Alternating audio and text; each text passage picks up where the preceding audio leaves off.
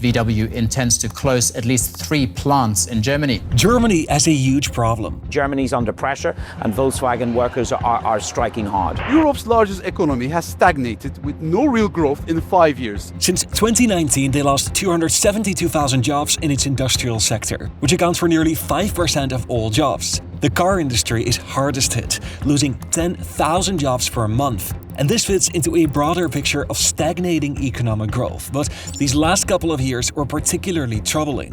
During 3 out of the last 6 years, their economy contracted, giving Germany the slowest economic growth of all G7 countries. But why? Porsche's profits have plunged by 95%. German industries are top of the line. For decades, Germany fueled growth across Europe. So why is Europe's strongest economy now struggling to keep up? This is Germany's economic nightmare with hindsight.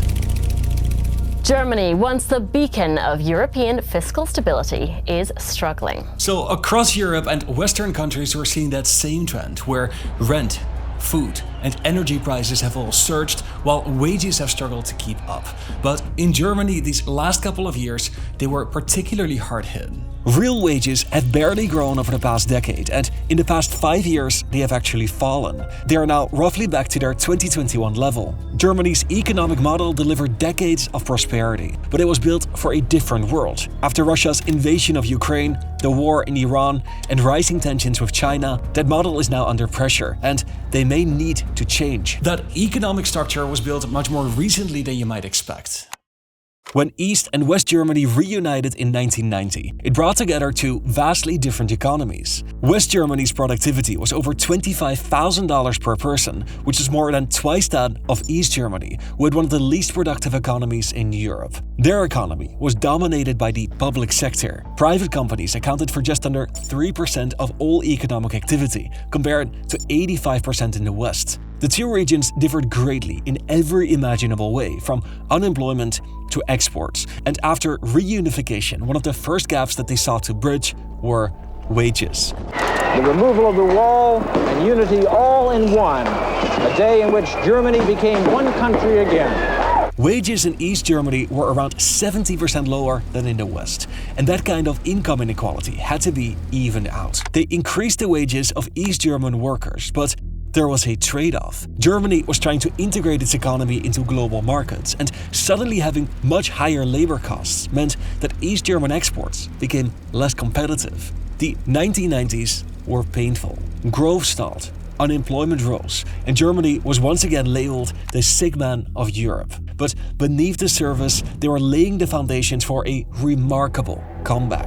The Asian giant has now grown into one of the most important export markets for manufacturers from all over the world. China's industrial boom suddenly created huge demand. Germany started producing more cars, machinery, and chemicals for export. After German reunification, trade accounted for 40% of their GDP, and this reached a peak of 89% in the early 2020s.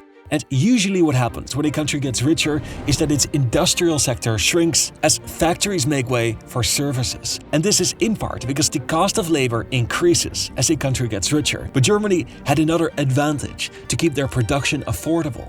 Before reunification, Germany had made a deal with Russia that became known as pipes for gas. West German companies supplied steel pipes and financing to build pipelines that would carry natural gas from Russian producer zones into Central Europe. And Germany became a key transit and consumption hub. This legacy gave united Germany cheap access to energy. It is much cheaper to import gas through a pipeline than by boat. Germany had the infrastructure, and Russia was a steady and reliable supplier. They built even more pipelines in the early 2000s, and they doubled down on this approach, even when relations with Russia became more difficult. The German philosophy to foreign policy was to strengthen economic ties with potential adversaries like Russia and China, hoping that integration would encourage stability and cooperation. The German economy was now a key driver of growth in Europe.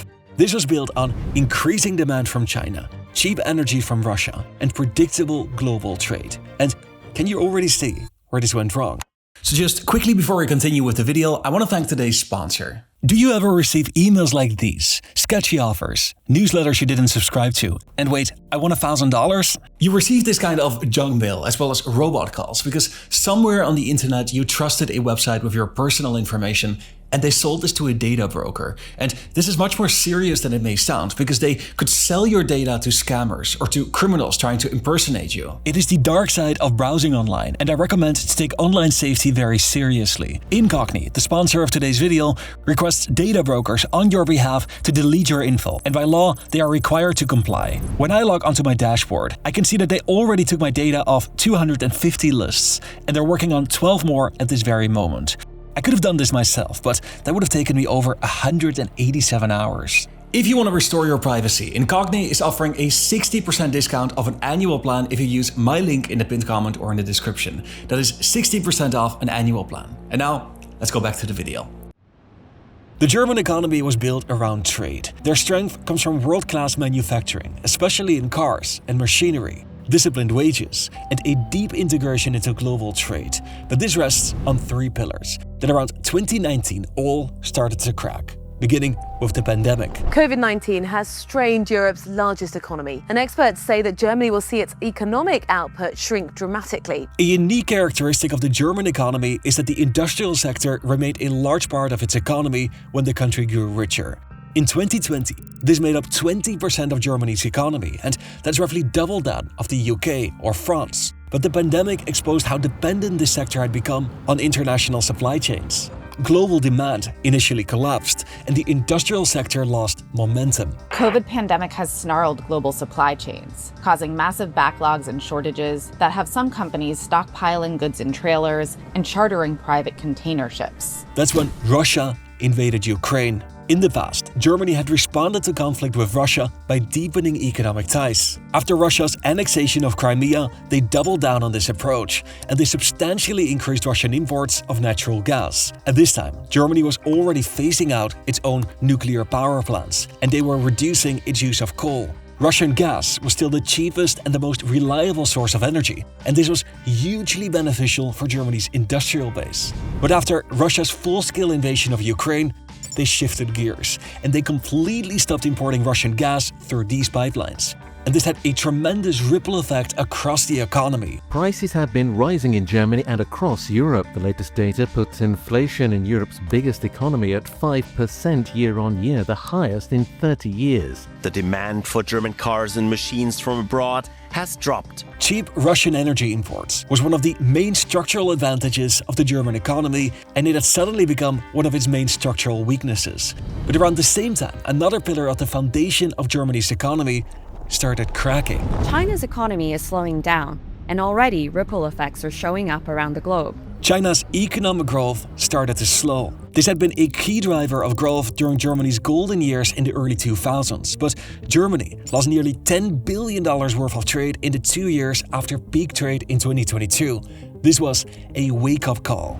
The world was changing. Global demand was shifting, and political alliances were being tested. Germany needed global markets to be stable and predictable, and the last thing that they could use at this moment was something or someone to test alliances further. The European Union charges us more than 10% tariffs, and they have 20% VATs, much higher. And for these reasons, starting tomorrow, the United States will implement reciprocal tariffs on other nations. China is the fourth largest buyer of German exports, but the single largest is the United States. Trump's tariffs in his second term hit all German industries, but particularly metals and motor vehicles. But Trump's trade war with China affected Germany in some other surprising ways. US tariffs on China are now in effect. We're putting a 50% tariff on above the tariffs that we put on. China began speeding up its transition to reduce dependence on countries that align with the United States. They strategically began scaling down imports from Germany, and they absolutely killed it with their own car production. Their global market share of car production increased from 3.5% to 34% over the same time that Germany's market share dropped from 10% to 4%. This was a huge deal for Germany, who didn't just see that one of its biggest industries was losing demand, but it was now facing more competition.